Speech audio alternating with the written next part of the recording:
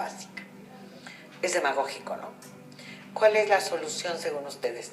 Además de este acuerdo, además de facilitar y discutir democráticamente el examen de ingreso o el mecanismo de ingreso del bachillerato a la superior,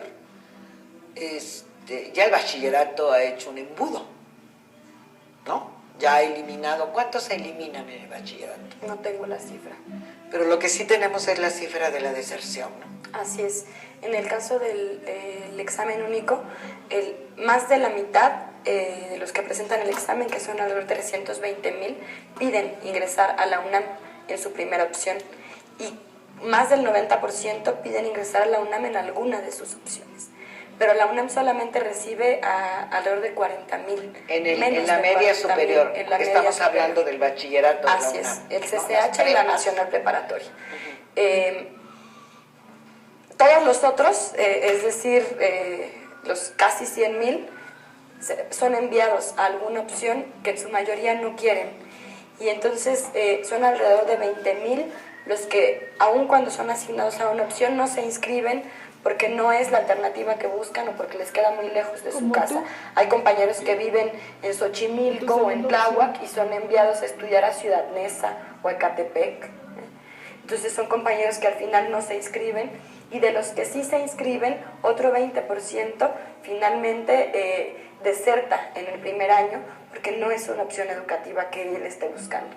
Y entonces de los 310,000 que presentan el examen, 320,000, alrededor de 100,000 no llegan al segundo año en el nivel medio superior.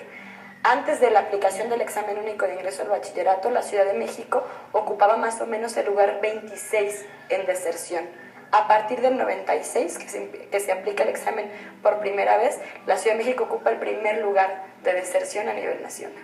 ¿El primer lugar en la escuela media superior? Así es. Ninguna de las acciones gubernamentales que se han hecho ha servido para detenerla. La beca, los libros, la ayuda económica. No sé, es que son muchos factores. Entonces, ellos quieren reducir el problema solamente a la falta de recursos, que desde luego es un problema muy grave. Sin embargo, hay cobros ilegales en las escuelas del nivel medio superior. Recién tuvimos una reunión con la Subsecretaría de Educación Media Superior. Ellos nos decían que toda la educación que el Estado imparte es gratuita, incluyendo la educación media. O sea, si hay cuotas en las escuelas del nivel medio superior, son cuotas voluntarias que se establecen con los padres de familia y que no son requisitos para la prestación del servicio educativo. Al día siguiente, el secretario de Educación Pública declara ante los medios de comunicación que la gratuidad se va a alcanzar hasta el 2020. 2031. Bueno, 2021. 2020. Oye, ¿eso qué significa? Pues es una tomada de pelo terrible, porque a nosotros nos están diciendo una cosa. Es más, nos dijeron, si tienen casos de cobros detectados, avísenos, por favor, porque no debería ser obligatorio. Hay reglamentos de cobros en los CONALEP, en los CETIS, y dicen, no, son cuotas voluntarias que no son requisito para ingresar a la educación media. Entonces, nosotros tendremos una reunión con ellos la primera quincena de septiembre, todavía no está la fecha clara, pero desde luego que ahí vamos a plantear qué es lo que está pasando, porque en la mesa dicen una cosa, el secretario declara otra cosa, además a pregunta expresa respecto de lo que nos dijeron a nosotros, y el problema es que en los hechos hay gente que no tiene dinero para pagar y que por eso no ingresa a la educación. Hay un caso que nosotros hemos planteado en la mesa de una compañera que fue asignada a una preparatoria del Estado de México, donde le están cobrando una cuota de 3,000 pesos para inscribirse. Ella fue asignada, está conforme con la asignación, pero no se ha inscrito porque no tiene para pagar. ¿Qué quiere decir eso? Que uno hace el examen y luego te dan un papelito las autoridades y dicen, bueno, no vas a entrar al CCH Vallejo, sino que te conseguimos un lugar en Colegio de Bachilleres de San Bartolo. Esa es la asignación, ¿no? Así es. Que es como, sí te dimos el chance de entrar a la escuela, pero te ponemos ahí, y en el Colegio de Bachilleres o en esta escuela que tú dices, cobran 3,000 pesos al año o al mes. Al año. Al año, sí, son o las al cuotas semestre. anuales o al semestre. Pero aparte hay cuotas mensuales. Ajá. Y si no pagas, no presentas el examen. Si no pagas, te sacan del salón. Como si estuvieras en una escuela privada. O sea que eso hay que transparentarlo, ¿no te parece? Desde luego que es gravísimo lo que están haciendo, porque además ahora están violentando la Constitución, no solamente el artículo 3º, sino también el artículo 1º, que los obliga a garantizar y vigilar que se garanticen los derechos humanos. La educación es un derecho humano y ellos están obligados a verificar que no haya cobros en las escuelas. Y no solamente no lo están haciendo, sino que además lo están justificando. O sea, hay un atentado contra los derechos humanos en varios sentidos. Así es. Porque la no garantía de la escuela, además es el tema de la discriminación y de la desigualdad y la falta de equidad, ¿no? Como tú decías al principio. Para ti, ¿qué es este derecho a la educación? ¿Cómo lo concibes? ¿Cómo lo explicas? Si tenemos que explicárselo a alguien, ahora tenemos oportunidad de tener un auditorio que puede escuchar que este es un derecho básico que no se topa solamente en temas políticos, de dirigencias o de liderazgos, sino que es un derecho que no está cumpliendo el Estado mexicano, ¿no? Bueno, para nosotros el derecho a la educación es como el derecho a la vida. No puede cuestionarse quién sí tiene derecho o quién tiene más derecho a la educación que otro. Suponiendo que hay listos y tontos, también los tontos tienen derecho a la educación. Suponiendo que hay flojos y aplicados, también los flojos tienen derecho a la educación. Y el Estado es el responsable de garantizarla. Pero más allá de lo que nosotros pensemos, está el Pacto Internacional de los Derechos Económicos, Sociales y Culturales, el PIDESC, que según la Constitución debe tener rango constitucional porque es un acuerdo firmado por el Estado mexicano. Y es ahí, un pacto. Así es. No es una convención. No, es un Pero pacto. lo firmaron los jefes de Estado. Así es. Y la Convención Iberoamericana de los Derechos de la Juventud también fue firmada, solamente que no ha sido ratificada por el Senado. Ahí se establece cuál es el derecho a la educación. Y lo que se dice es que el derecho a la educación implica accesibilidad, lo que significa en términos claros gratuidad, la posibilidad del acceso, es decir, cobertura, y también el derecho a una opción, dice ahí, aceptable, es decir, apropiada. Un estudiante que quiere ingresar a un CCH no tiene por qué ser enviado a una opción técnica de turismo en un CETIS. No es lo que él está pidiendo, no es la formación que está solicitando. Entonces, eso significa el derecho a la educación y eso es lo que está violentando el Estado mexicano a todas luces, en el caso clarísimo de la educación media por ser obligatoria, pero también en el caso de la educación superior. Quiere decir que este será para la próxima administración un tema central que no podría ser demagógico. A ver, ¿qué quiero preguntar? Dijiste algo dolorosísimo.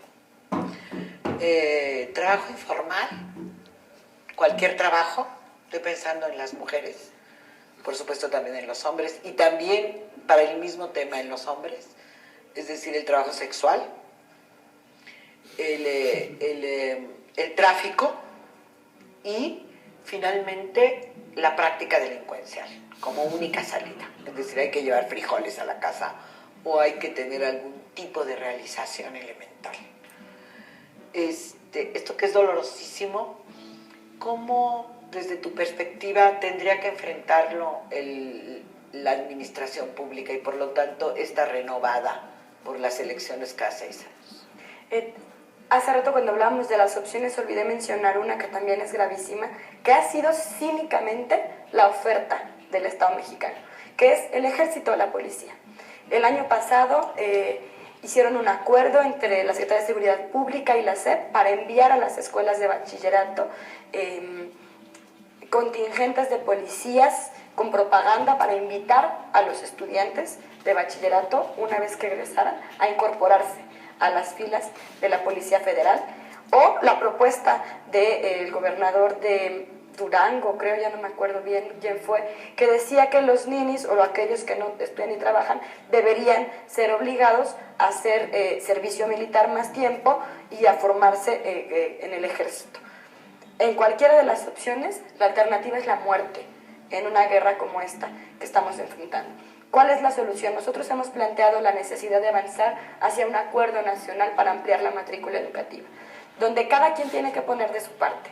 Las universidades tienen algo que aportar, el gobierno tiene algo que aportar, los gobiernos de los estados tienen algo que aportar, pero también los académicos, también los estudiantes, también los sindicatos universitarios, la sociedad en general.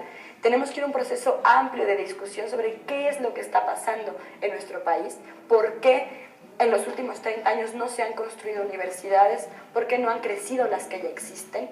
¿Qué es lo que tenemos que hacer? Hemos propuesto que se construyan nuevas instituciones, pero con un modelo académico que sea pertinente a las necesidades que tenemos como sociedad y no solamente tecnológicos que han crecido como hongos en este último sexenio. Entonces, un acuerdo nacional que nos permita ampliar la matrícula y optimizar los recursos que tenemos para garantizar que sean satisfechas las necesidades de los jóvenes, de desarrollo nacional, de fortalecimiento de la soberanía a partir del fortalecimiento de la educación superior y de la ampliación de la matrícula. Cuando dices tan tranquila, perdón, no me había dado cuenta, 30 años que no se construye una nueva universidad pública. En el área metropolitana no, salvo la UACM, que recibe apenas a muy poquitos estudiantes comparados con el tamaño del problema, más o menos 2,000. O sea, la Universidad Autónoma de la Ciudad de México, para que nos entienda el auditorio, que es un esfuerzo, es una propuesta, pero que no ha crecido tampoco, es decir, son muy poquitos estudiantes y no es una solución universitaria, como cuando se fundó la UAM, que a mí me tocó ver como todo el proceso de fundación y de desarrollo. Le llamaban al proyecto la nueva universidad después del movimiento del 68. Así es. ¿Cuántos estudiantes hay en la UAM, sabes? Fíjate, la UAM tiene una matrícula aprobada de 45,000 estudiantes y esa matrícula se la aprobaron antes de la década de los 80, antes de la ampliación de la unidad Xochimilco y de la creación del TIMO, que ha significado Coajimalpa y Lerma. Nunca ha tenido 45,000 estudiantes. Actualmente tiene 41,000 estudiantes inscritos. O sea, es una... Está por debajo de su capacidad. Aún con el tamaño del problema, está por debajo de su capacidad. O sea que hay muchas cosas que revisar en esto que tú llamas un acuerdo. ¿Incluirías al sector privado ahí también? Hay universidades probadas que cuestan dinero, pero que son universidades de cierto nivel, ¿no? Desde luego, el problema es que hasta ahora el sector privado se ha erigido como la sociedad, como el representante de los intereses nacionales, y entonces todo lo que se ha hecho en materia educativa ha sido enfocado a fortalecer a este sector. Y nada de fortalecer la universidad pública y las necesidades de los jóvenes, de los estudiantes. Entonces, claro, el sector privado tendrá que aportar, pero no puede ser el único que aporte como ha venido ocurriendo. Tendrá que ser un elemento más. O sea que sí es una tendencia que se reduce sin hacer el análisis, sí hay una tendencia a lo que se llama privatizar la educación. Desde luego, tenemos privatización y una mercantilización apabullante. Esta feria que hicieron recientemente en la Biblioteca Vasconcelos de opciones educativas, a mí me pareció terriblemente insultante. Es insultante para los 25,000 jóvenes y 10,000 padres de familia que se presentaron ahí con ganas, después de toda la desilusión que significaron los resultados de los exámenes de ingreso a la universidad, de encontrar ahí una opción para continuar con sus estudios. Una feria de ilusiones, donde entraron con toda la ilusión de encontrar ahí por fin una solución y salieron otra vez con las manos solamente llenas de propaganda de universidades privadas. Adentro parecía un mercado. No era cuál es la oferta educativa que satisfacía las necesidades del estudiante, sino la oferta económica. Y encontrar una opción ahí dependía de tener el dinero para costear la inscripción o la colegiatura. Te ofrecían súper descuentos en la primera inscripción, pero al siguiente semestre la inscripción iba a ser de 6,000 pesos. Anímate, amiga, y no te cobramos inscripción y te hacemos 50% de descuento en la colegiatura. No hacemos tesis.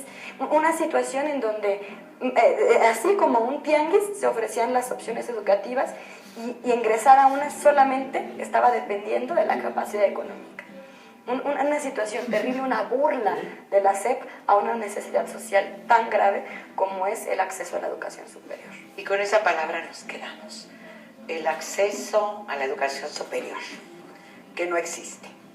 Quiero agradecer a mis compañeras y compañeros de Capital 21 porque fue posible llegar a su casa gracias al trabajo colectivo de Jorge Pérez, jefe de piso, Francisco Mares, cámara 3, Alfredo Suárez, cámara 2, Miguel Juárez, cámara 1, a Irma Romero, que hace posible que quienes estamos aquí nos veamos un poco menos mal de lo que somos, porque nos maquilla, Alejandro Torres en el audio, a Liz Morales como switcher y a la ingeniera Sandra Cruz, que hace posible que se haga el enlace científica y tecnológicamente, y por supuesto en la dirección de cámaras y en la producción a Fabián Rodríguez.